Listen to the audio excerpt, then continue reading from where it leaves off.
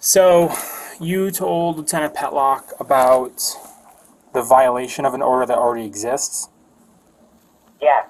Okay. So if I'm going to be arresting him, I need to kind of hear the details on that. Well, I have the order right here. Now, the only thing is, the person that's my witness is going out tonight till 9:30. So, unfortunately, she won't be home till 9:30, and that's where my son is. She's staying at her house with her son, and she will be home at 9:30 tonight. Okay. Now, can you tell me about the violation? I have two witnesses that saw him at my apartment yesterday, and I have a specific order that he is not to come within 100 feet of me or my residence. Okay, so this was And yesterday? that was, by the way, just after they served him at the police station with my order of protection, and he still came here. So do you see my dilemma? Yep, I understand. So, And he broke into his father's apartment yesterday while he was still at the hospital after he was served with my papers. And he was already served a year ago, by the way, up in Burlington. He was already served. So he knew that he has an order of protection. But they reserved him, my papers. And he broke in, stole some stuff from his father. And then when he saw his father walking down the road, he threw him at him, and a car ran over it. Okay, and this was all yesterday. So this is not safe. We're not safe. So this is all yesterday. Yeah, this happened yesterday. Okay. All right. And the order is between you and your son. There's two different incidents here. Casey has I have an order over about a year ago. I got an order because he tried to kill me. Okay. I have a full order, okay? His father happens to live in the same complex as me here at Hayes Court. Okay. And he's on a bottom floor apartment with an open window that doesn't lock, and Casey and him got into a fight evidently yesterday, and he wouldn't leave, so I guess Gary pushed him out the door, and then Casey started beating him up, and they didn't charge Casey because Gary tried to push him out the door, which was so ridiculous because he was terrorizing him. Mm-hmm. But anyway, Gary got the order of protection. The judge just granted it. Okay. So that will be coming to your office, to the police station. So do you understand my dilemma is we have two different things going on here. He violated my order yesterday by coming here, which he's not allowed to come near me or my apartment. So I want him violated. But I didn't want to do that in case Gary didn't get the order. And I'll tell you why. Because I am scared of my son. We are scared. We're afraid to do anything to make him angry because he'll kill us. He wants us dead, he said. So I had to be moved. Housing actually paid to move me to an upper floor apartment because Casey tried twice to break into my apartment. Now, he broke into his father's yesterday and stole stuff. Okay. So Gary's not safe. So I didn't want to go ahead with the order to violate him till I knew Gary was safe. Okay. Because if you guys arrest him and let him out immediately, if you don't think he's coming for us, you're dumb. Because he is. So we have to be protected. Okay. So can you tell me the names of the people who saw him by your apartment yesterday? Yes. Melissa, and it's Hrabowski, spelled Hrabovsky.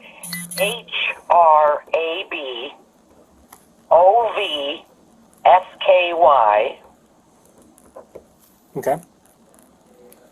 And then, believe it or not, one of his friend's mother lives here, and grandmother, in the next building, and he ran into him. And his name is Dakota, and I'm going to have to look on Facebook, and when somebody comes or calls me, I'll give you his last name. Because I'm a wreck. Okay, do you have their phone numbers? What'd you say? Do you have their phone numbers? Melissa, 780 7654. Okay. And that's an 802 number? Yeah, Yeah, that's Melissa. Now, Melissa is my best friend, and she came running as soon as we knew Gary got beat up. So she was here. I was lucky she was here when Casey came back. The minute he got out of the police station, he came right here. Yeah. And as far as Dakota, no, I don't have his phone number. I mean, his grandmother lives next door, so it's not going to be hard to find him. Okay. His grandmother lives in the next building here. Okay. Well, I have two witnesses that saw him. Melissa, you might be able to reach by phone now. I know she's headed out. Believe it or not, she's going to play bingo. I could kill her for that. But evidently there's this whole group that's going, and she won't be home till 9:30. So you could try to call her. But like I said, if you serve Casey with those papers that he has an order of protection against his father, do not think for 1 minute that Gary is safe. Okay. All right. And actually, I see Gary out on his bike, so he's probably headed to his RV. What an idiot. Casey's going to kill him. You know, he's going to get killed. He's so stupid. He should be in his apartment. Casey is not safe. And I don't think because Gary's a man, he gets it, but Okay. And whatever. I can't worry about everybody. I'm safe. Hey, I'm safe. you live at 39 Garfield, number 6? I got an order of protection, and they moved me to an upper apartment where he can't break in. Okay, and then the order that, like, your previous residence, like, right, your actual residence is 39 Garfield, number 6, right? Yes. Okay. Now, I was 43 Garfield Drive. Actually, I want to see on this order if hopefully they put my new address, because that could be an issue, right? I don't know. It doesn't look like they put it on here. I don't know. I don't see an address, so Okay. anything. But I have an order here. Yep. All right. Okay, so as far as the order that got approved today, once that's served on him, we can handle that. Where is Casey at now? He is at my friend's house, and it's, I believe it's 10. Oh, she just sent it to me, and I didn't write it down. 10 Third Level Drive, which is the first building when you go in to Third Level on Westgate Drive. You know, Third Level, Westgate Drive, Building 10, number 97, apartment 97. Okay. And that is whose apartment is that? Now, that is Melissa Rabowski's apartment. Okay, all right. Casey is staying overnight there. She doesn't want him there, but he grew up with her. That's my best friend. So, he's never threatened her, but she doesn't really want him there, but she doesn't know how to get him to go. Mm-hmm. So anyway, he's staying there tonight. So we're pretty safe that he's staying there, but he's right down the road, and he keeps telling her he wants to go see his father. So he keeps saying he's going to his father's, and she won't be home. So nobody's there to stop him. Mm-hmm. So what we already got the order of protection. His father got that. That will come through your office. Now we need to get started on the violation so that they can maybe be served at the same time. Yep, we can work on that. So, Alright, just say your first and last name for me, please. Mine, Yes. Victoria Marshall, Okay, and what's your birthday? January 25th, 1967.